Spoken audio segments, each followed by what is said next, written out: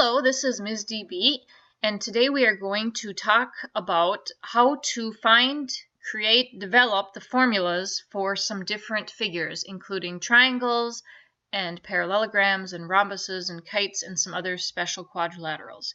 We are beginning Chapter 9 and starting with Section 1 today. Our objectives are to develop and apply the formulas and also to solve problems using these formulas. You'll note that on the assignment that goes along with this one, there's two different things. One of them is the notes for this because there was all those formulas and also how to develop them. It took up a lot of pages. I didn't know if everybody wanted to print those. And then there's the assignment, which is just the problems to do with one page of just the formulas, but it doesn't show how the formulas came about. So in this lesson, we're going to talk about where those formulas come from. All right, first of all, you have to know that there's an area addition postulate that says that the area of a region is equal to the sum of the areas of its non-overlapping parts. You've used this before. Also, we had a segment addition postulate in Chapter 1 and an angle addition postulate. So if I wanted to find the area of this figure here, I could find the area of A and I could find the area of B, and if I took the area of both of those parts and added them together, that would be the area of the whole figure. That's just the area addition postulate. We'll be using that, so we had to review that first. All right, so we are assuming that you know the area of it. Whoa, I clicked a button, sorry. We are assuming that you know the area of a, apparently I can't click back on that mouse. Of a rectangle is area equals base times height. You may have known that as area equals length times width, same thing. So that's an assumption. I did put it on the notes page just in case you needed a reminder. But we're not going to show you how to find the area of a rectangle. You did that in a previous class. The area addition postulate can be used to see why the area of a parallelogram is what it is. Here's a parallelogram right here. We could take the triangular piece at the end of this parallelogram. We could cut it off, cut this triangle off, and we could put it over here. Slide it over here. And what we would get would be this rectangle. In this rectangle, the base of that parallelogram is the same as the base of this rectangle. The height from here to here of this parallelogram is the same as the height of our rectangle. Therefore, the area of a parallelogram is base times height, just like a rectangle. So that is our first formula, that the area of a parallelogram is equal to base times height. That's how that formula was developed. Okay, next thing we have to remember is perimeter. Perimeter of a rectangle and perimeter of a square is just you add up all the sides. Now there's special formulas for a square. The area of a square with side S, the area is side squared and the perimeter is 4 times S. If you have to find the perimeter of any of these other ones, you would just add all the side lengths up. Don't forget that a parallelogram is measured, the height is not one of the slanted sides, it's perpendicular to the base. This is a review of the perimeter of a rectangle. You can either add up all the sides, or you could do 2 times the base plus 2 times the height. All right, let's find the area of this parallelogram. It's not the dashed lines, that's just saying what that is equal to. Here is our parallelogram. Now this parallelogram, right there, we could change the way it's drawn if you don't like it this way, but in this parallelogram, our base is 11, and I don't know the height. The height is not 34, the height is not 30. We need to find the height before we can move on any farther on this problem. We know that the formula to find it is base times height, and I know already that 11 is the base. So I'm looking for the h so that I can finish this problem. Well, you've got lots of tools now. You've learned trigonometry, you've learned Pythagorean theorem. We've got plenty of things to be able to find h. All right, we know that let's use Pythagorean theorem. We know that the hypotenuse is 34 because this side is equal to this side. So we're going to find the missing side in that right triangle. Now we're looking for one of the legs, so we would say 30 squared plus h squared equals 34 squared.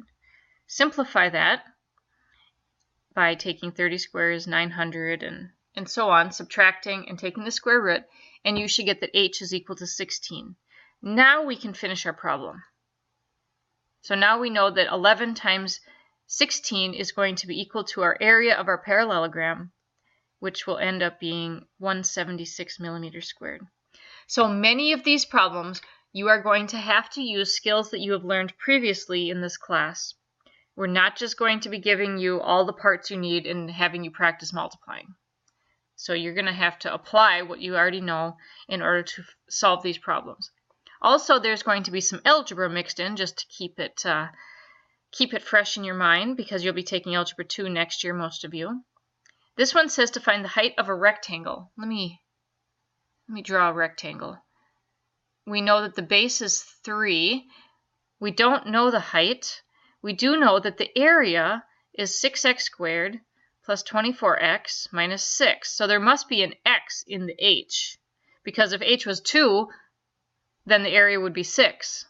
So there must be something else going on. Let's write the formula for area of a rectangle. Area equals base times height. Now plug in the two parts you know. You know that the area is 6x squared plus 24x minus 6. You know that the base is 3. So we put in what we know. We want to solve for h, right? We were looking for the height. I need to divide everything by 3. You can do that two ways.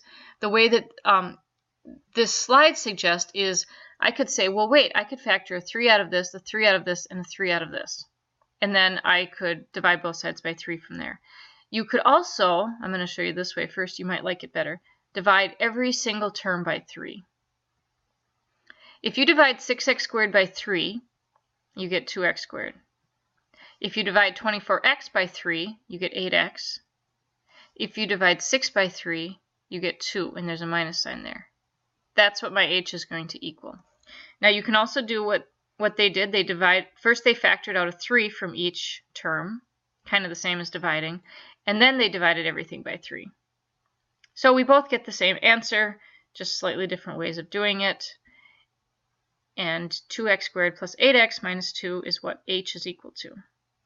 Now you don't have to solve that for x or anything, they just wanted h. This one is a little bit of a review about perimeter, but instead of giving us the length of two sides, we are only given one side is 21, and the area is equal to 79.8x squared minus 42. So we will first have to find the height, and then we can add up all the sides to find the perimeter. So this one's a several-step problem. So the first thing we would do is write down the formula, area equals base times height, and then replace area with the expression we're given, and replace base with 21.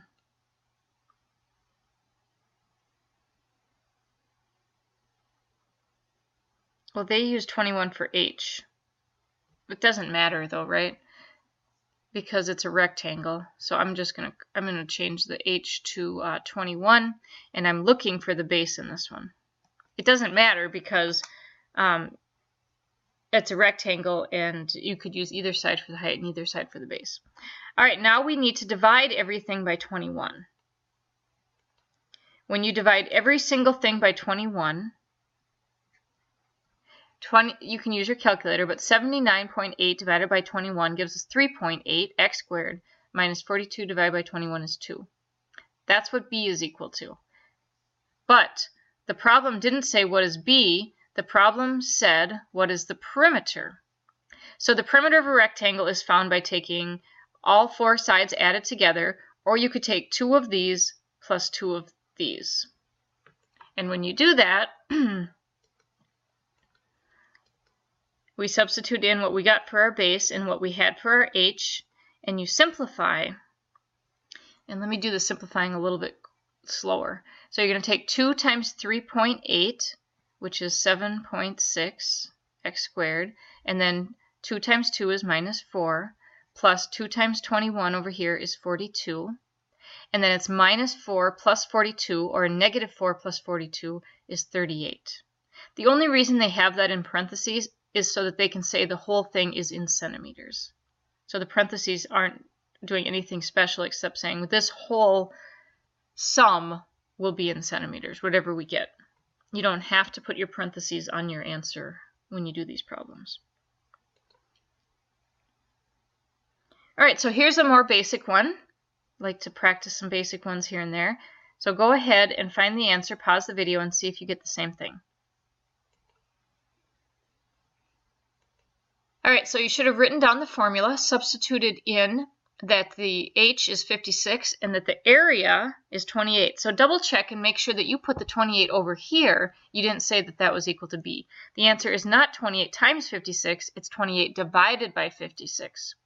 So you should have got 0.5 yards for our base. All right, now we're going to move on to some triangles and trapezoids. The formula for area of a triangle, you probably already knew this one, is area equals 1/2 base times height. Now trapezoid looks kind of the same, but in a trapezoid could be looked at as being the sum of two triangles together. And both of these triangles would have the same height, right? See that? And they would have different bases. So if I found the area of, the area of this triangle would be 1/2 base 1 times height, and the area of this triangle is 1/2 base 2 times height. If I add these two together using the area addition postulate, I would have 1/2 B1H plus 1/2 B2H. But some of that is the same. I have a half in both of them, so I'm going to factor that out. I have an H in both of them, so I'm going to factor that out. And that would leave me with B1 plus B2. Rearranging this just slightly, and just writing, I'm going to write the bases first, the sum of the bases first, B1 plus B2. Instead of writing 1/2 times all of it, I'm going to divide by 2, and then I can multiply by H because I still had an H there. So this is now matching this formula, but this formula is the same thing, and so is this. So the formula for a trapezoid was found by dividing it into two triangles that have the same height, and then just kind of messing around with the algebra there a little bit. All right, let's practice using that formula. In this one, we have a trapezoid that we want to find the area of. A trapezoid has two bases. It has parallel lines. And one of my bases is 5, and one of them is 8, and the height is given as 6.2. So we are going to use our formula and just substitute in all of the parts. Make sure that when you do this, you do your order of operations correctly. You have to do the work in the parentheses before you multiply.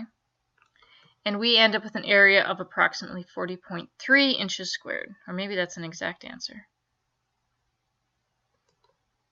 All right, now in this one, we're going to find the base of a triangle in which the area is given. So you start by writing down your formula. Always start by writing down your formula. Always start by writing down your formula. It's important. Then we put the 15x squared where the area goes for A, and we replace our height with 5x. Now we're trying to find B.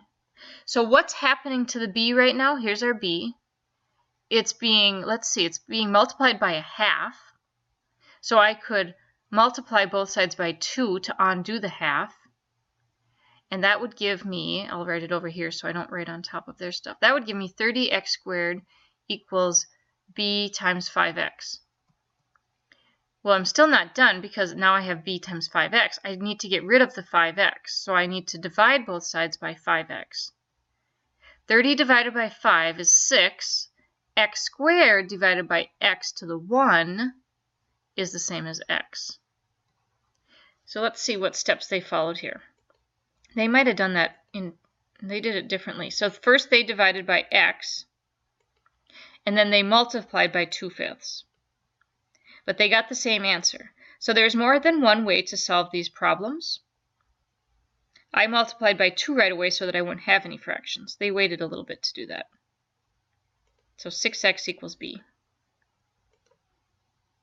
All right, here's a trapezoid problem. This time they're giving me the area, and they're looking for one of the bases. This is a little bit tricky with the algebra, so watch carefully. You write the formula down. So you wrote the formula down, right? Wrote the formula down. You put in that a is 231. We write the 1/2. We write the base we know is 23, but we don't know the other one. And we know that it's going to be times 11. So we got all of this in there. Now here's our next steps. You can, if you wanted to, take 1/2 of 11. But I'm going to just go ahead and multiply both sides by 2 to start and get rid of the fraction. So now I would have 231 times 2 is 462. And that would be equal to now 23 plus b2 all times 11. Now I'm going to go ahead and divide by 11. So 11 into 462 will be 4. 4 times 11 is 44. 22, we'll go 2 times. So 42 is equal to 23 plus b2. Now I'll just, last step, to subtract the 23, and I'll get my answer that b sub 2 is equal to 19. Now that's not the only way to solve it. Here's another way to solve it. I'm assuming that they're not going to do exactly what I did because there's so many different options you could have here. You could multiply both sides by, see, 1/2 times 11, they basically multiplied that together and said that was the same as 11 over 2. And then to undo that, they multiplied both sides by 2 over 11. And then we get the same steps after that. 42 equals 23 plus b sub 2, subtract the 23, and you get 19.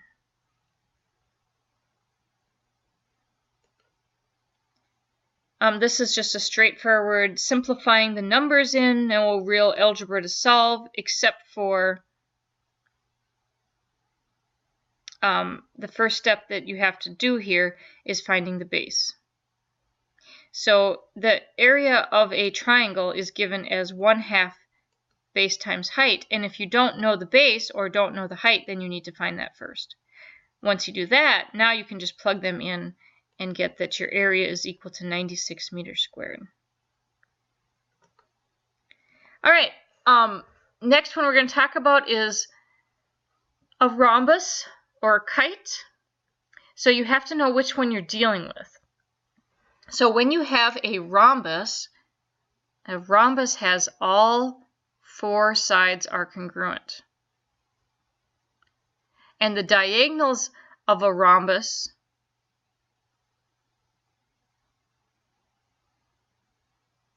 are not equal to each other. They are perpendicular, they do cross at right angles, but these are not the same length. But if it's a kite,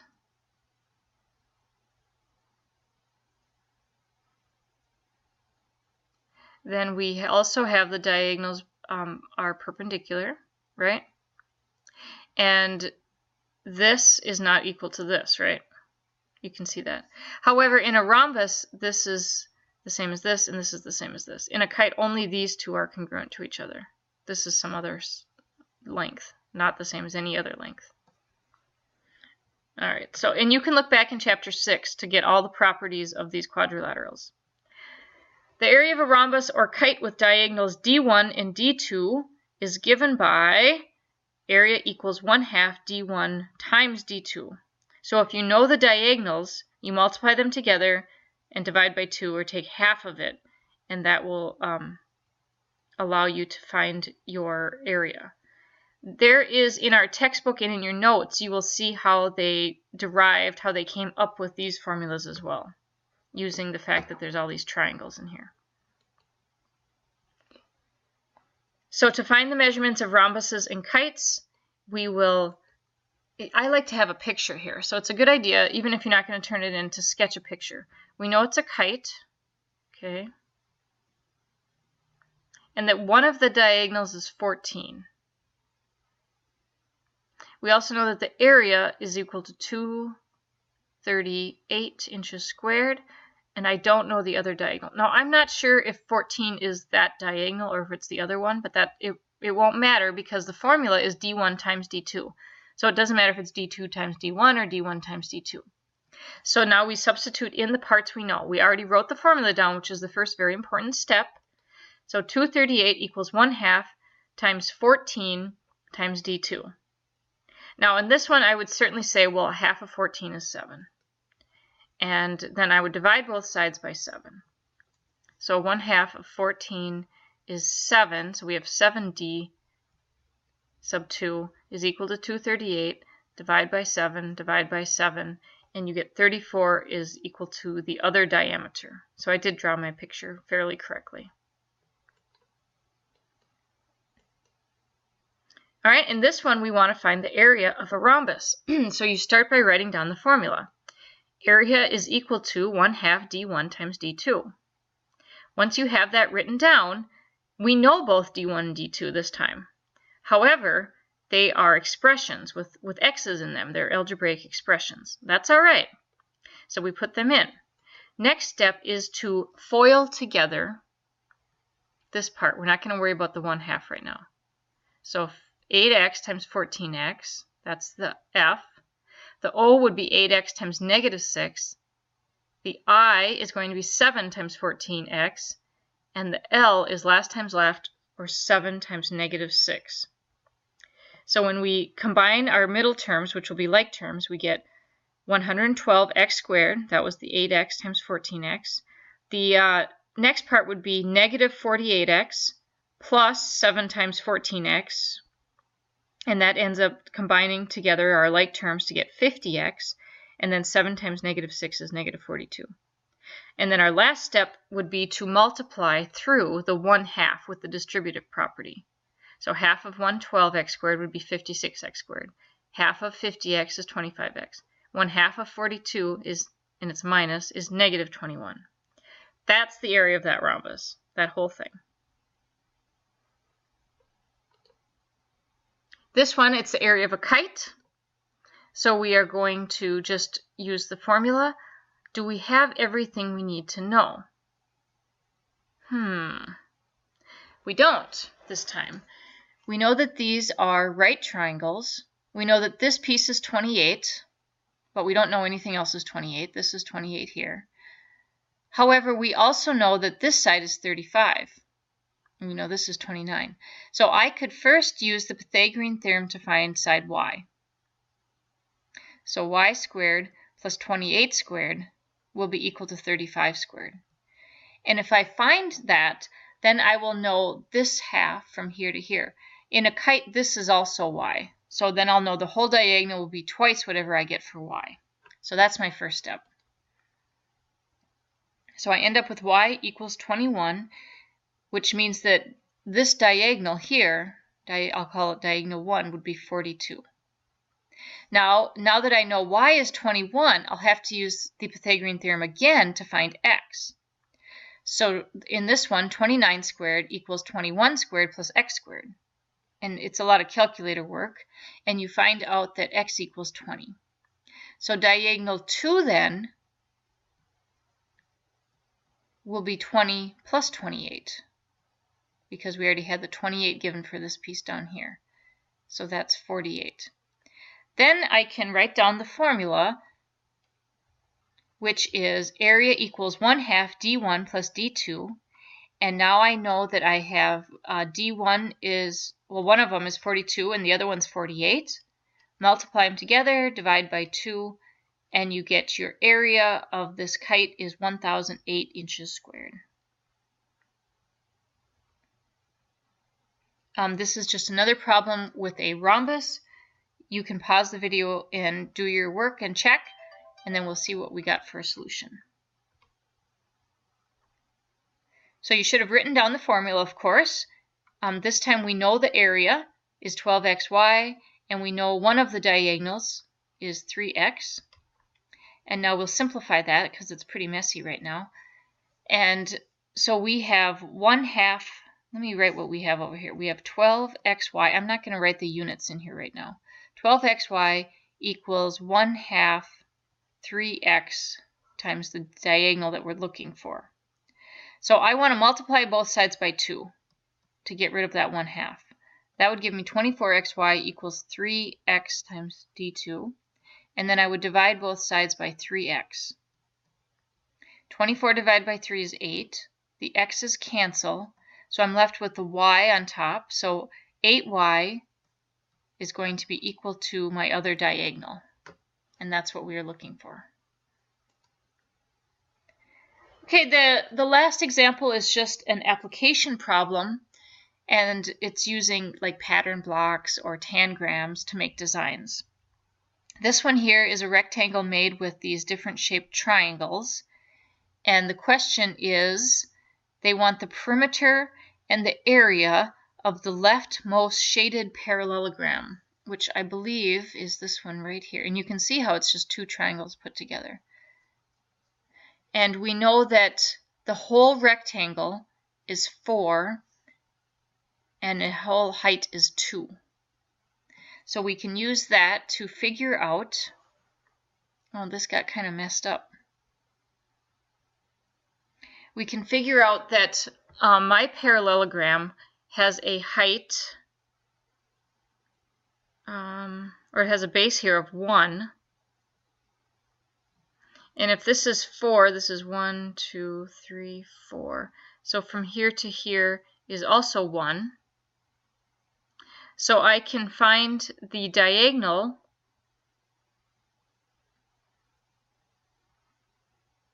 so this is 1. I can find this line here as 1 squared plus 1 squared, which is 1 plus 1 is 2. So this is the square root of 2 from here to here. Square root of 2.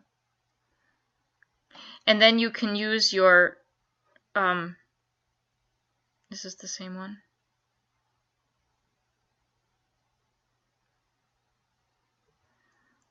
So our area is equal to base times height. Whoa.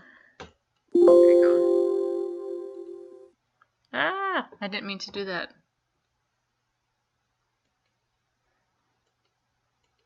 I have to click through to get to the next one. Oh, that was the next one. Okay. So our area is equal to, what did we say? This was 1, and this was the square root of 2. And our area is equal to base times height. Oh, here's my height right here, is also 1. So 1 times 1 is 1. We could also, this one would be easy to say, I'm going to take this triangle and I'm going to put it up here. And then I'll have the other triangle. We needed the square root of 2 to find the perimeter. So for the perimeter, which was on the page before it, I bet, we have 1 plus the square root of 2 plus 1 plus the square root of 2. So 2 plus 2 square root of 2. And then you could use your calculator to combine that into one number. All right, thanks a lot, and good luck with these problems. Make sure you write down the formulas, and that will help you out a lot. Thank you, and have a great day.